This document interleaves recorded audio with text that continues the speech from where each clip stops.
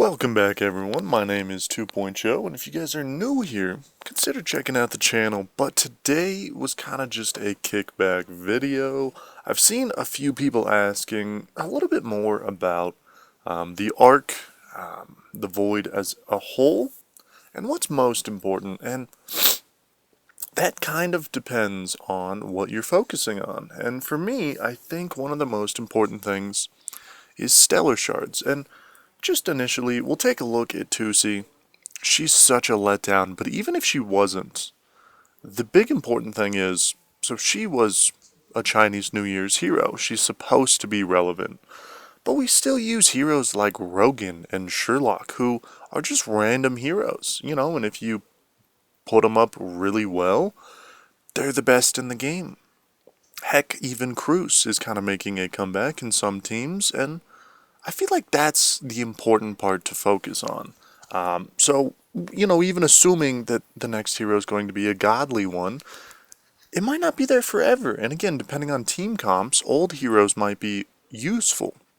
So it's important to save up specific things that cannot go away, such as Stellar Shards, because imprints are that strong. So sadly, a few things just closed, but that means a few things just opened. So Void Arc just opened. Let's jump in here. The navigation compass itself, you're not going to get a ton of resources for this specific thing. But as you can see, you get a lot of resources as a whole. The Transcendence Vault is probably the smallest section. But you can always come in here and check, and I feel like the leaderboard, the season rewards are super, super valuable. But I've gotten relatively high by pushing this. And I know some people say you probably shouldn't, but I feel like the Collector's Workshop is important because you're just getting more void loads every single time. And again, you got to come in here, you got to beat the bosses, which I just killed one off. So this one, again, he gives a lot, but these things start to get super, super hard. But if you start to work on the void load, you can work on these faster, the void collector thing. You can work on these faster. Jesus is here. So we're going to lose this one immediately. Okay, but still, you get more rewards for fighting these people, assuming that you win. So we'll just get in here, and we lost this. I figured we would. Oh, what? This probably isn't this dude's main account. Still. As you can see, I'm getting 125, assuming that I can successfully beat this guy, which I'm not. I'm not even sure that that's in the cards, but, we'll come in here. I assume this dude has amazing artifacts.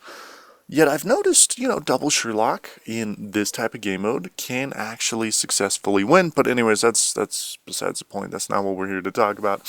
But anyways, by pushing the collectors, you get more of those void currency, which can push you in the seasonal rewards, which can give you a lot of currency, which can actually help a lot. And I feel like having those monsters will allow you to do so much better in every other game mode. Something tells me we're gonna have to work on this one for just a second for sure. But again, I figured we would lose this one either way. I think it's funny that we fought this guy.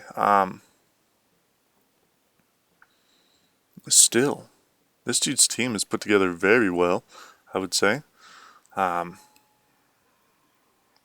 anyways, that is enough of that. What I was getting at is, again, the cool thing is you can fight those over and over again, and it doesn't really matter if you win or lose. Nothing really gets taken from you. So, that's always swell. That one looks a lot easier. But still, the important thing is you get these two currencies, which can be used to progress a lot. Even the shop currency, we can dive into that a little bit later on, I feel. But again, look at these. You can get eggs for free, but you also get things to level up your pet, which I feel like are going to be huge.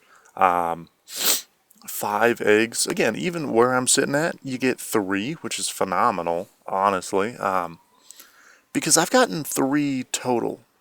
So it's pretty sad.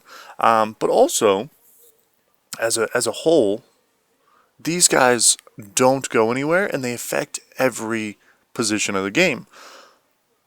So this is really going to be important, which again means to push the Void Arc literally every time.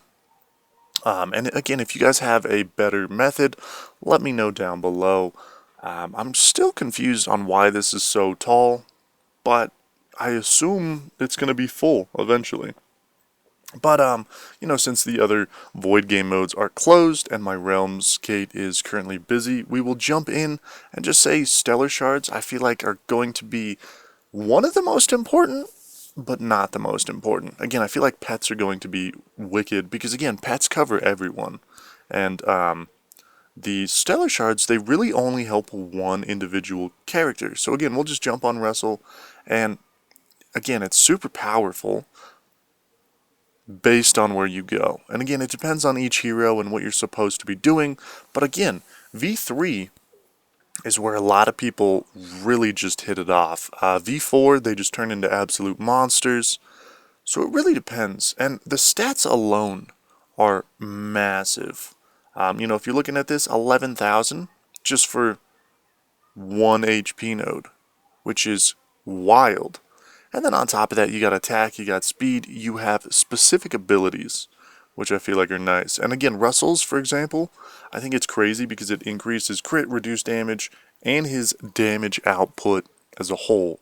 And again, he hits every single character on the opposing team, so it's really overpowered. Again, you get HP, you get speed on the last one, which is crazy. But most of the time you get attack and HP on the last ones, which, again, is it worth it? Yes, speed is very important though. So again, it really depends on what you need to push. But again, V3 is really just a sweet spot for a lot of heroes. It's not crazy expensive, but obviously I don't have too many. So I decided initially to just go into Russ. I'm still contemplating if I want to swap it up, but also I might just wait for Asmo to come out. That way I can save on gems instead of pumping up, someone else and then coming back and saying, hey, I don't like that. I'm going to go to Asmo either way. So for the time being, I'm just going to keep pumping them into Russell because I might as well, Asmo comes out in like a week and a half, which I'm very excited for. And again, he's a Void hero, so his is going to look even different, and it should be even more powerful, which, again, makes it so that I'm probably just going to dive deep into it. But again, it'll be super interesting to see. I officially have enough for a Void hero, so when the time comes down to it, that is that. But again, so many heroes can be so strong.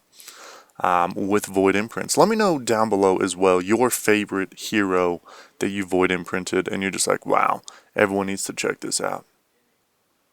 So let me know down below. But anyways, guys, I can't wait till Void Asmo comes out.